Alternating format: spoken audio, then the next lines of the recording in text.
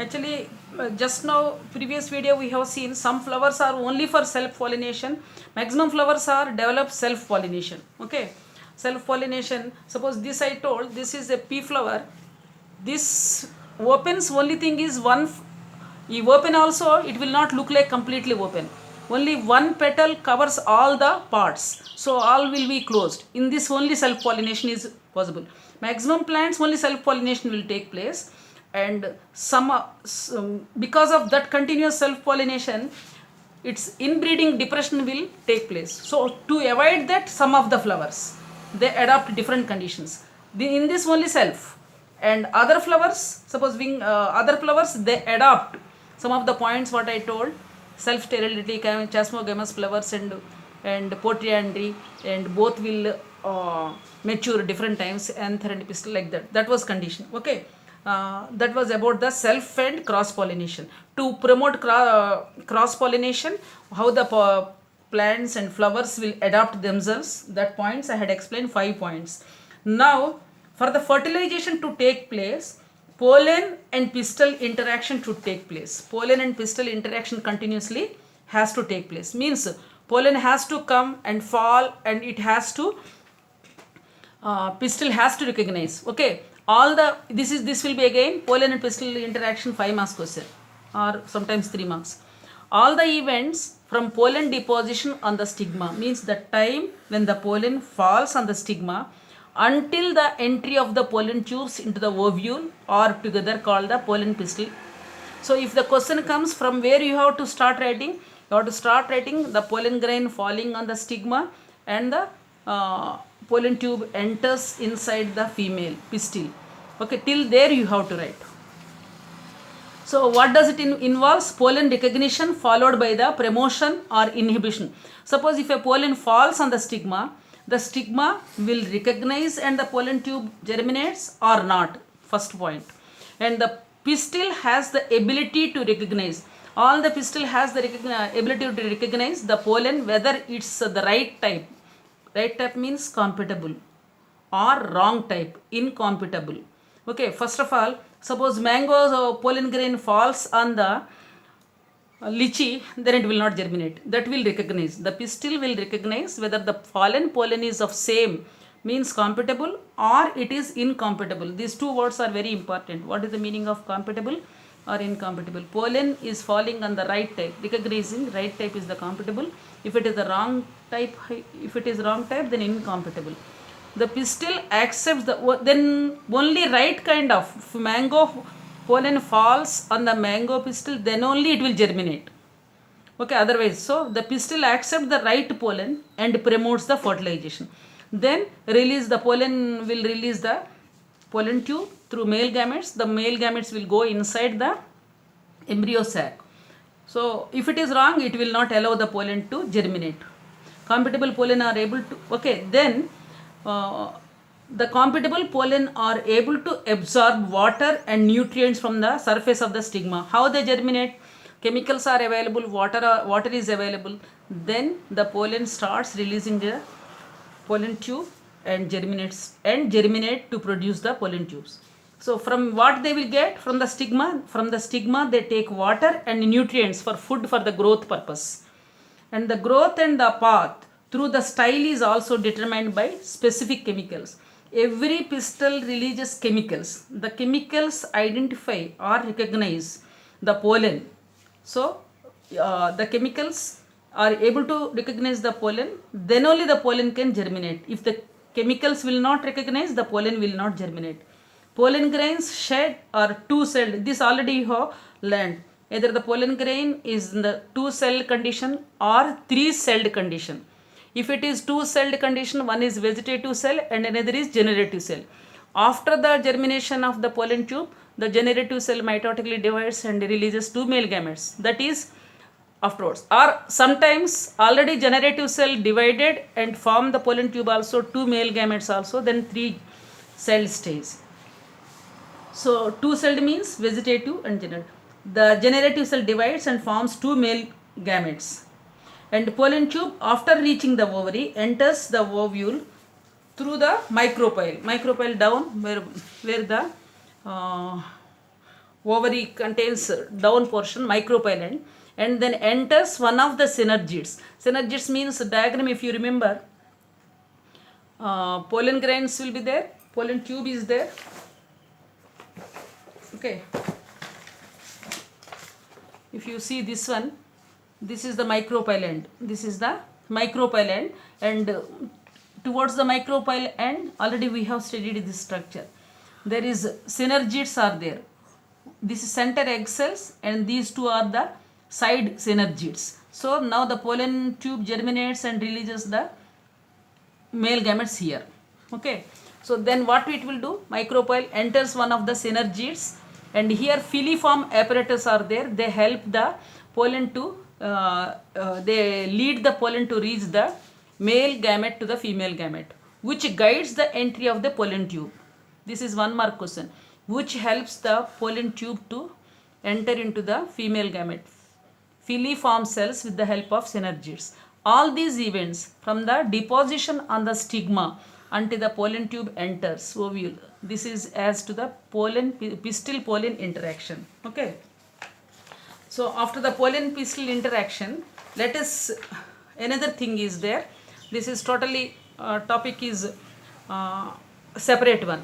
Suppose now till now automatically plants will do pollination, male gametes, female gametes, development and everything.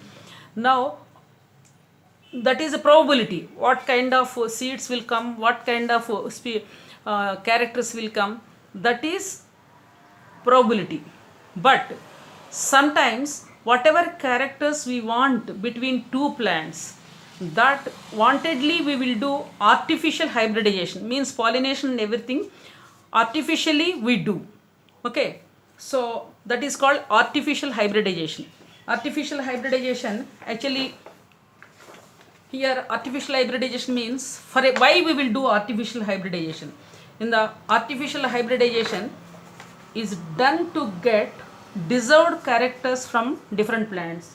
For example, imagine this point, anyway genetics lesson again we will study. For example, one mango plant is there. That mango plant produces very high yield, many mangoes it produces. But another mango plant is there. The first plant, it produces many mangoes, but it is not disease resistant. Quickly diseases will come, because of that yield may be affected. Another plant is there. That plant has the capacity to protect itself from disease causing organisms, but it will not give high yield. So now one plant we have is disease resistant. Okay, and another plant is high yield. So let us take these two plants. So what we want, another third plant, what we want from these two plants, we want a plant which has disease resistant plus high yield. So one plant we want. These two are two different plants. One plant is helping in one way, but high yield it can give, provided it will not get disease. This plant will not get disease, but it will not give many. So we want a plant which can give high yield and which is a disease resistant. That time what we will do? We will do artificial hybridization. So we selected two plants. One is disease resistant, another is high yielding. So this disease resistant plant you consider is a male plant, and high yielding you consider is a female plant. Okay. Now what you will do? First the female plant selected one, the flower will be like this. So the one flower you will select, and one flower you will select, and that flower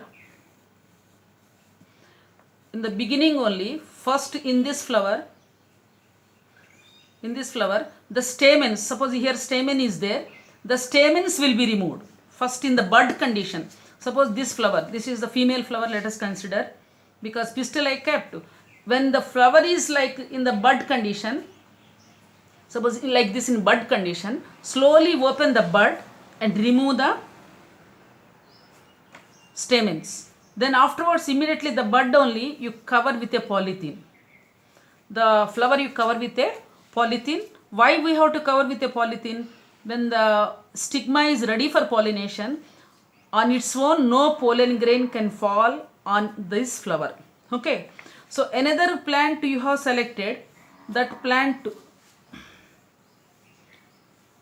okay, this plant, okay, male and female both can be there, no problem. But when this plant pollen, when this plant pollen are ready, okay, this plant pollen are ready. So this flower we have taken from disease resistant. Okay, this is from male plant.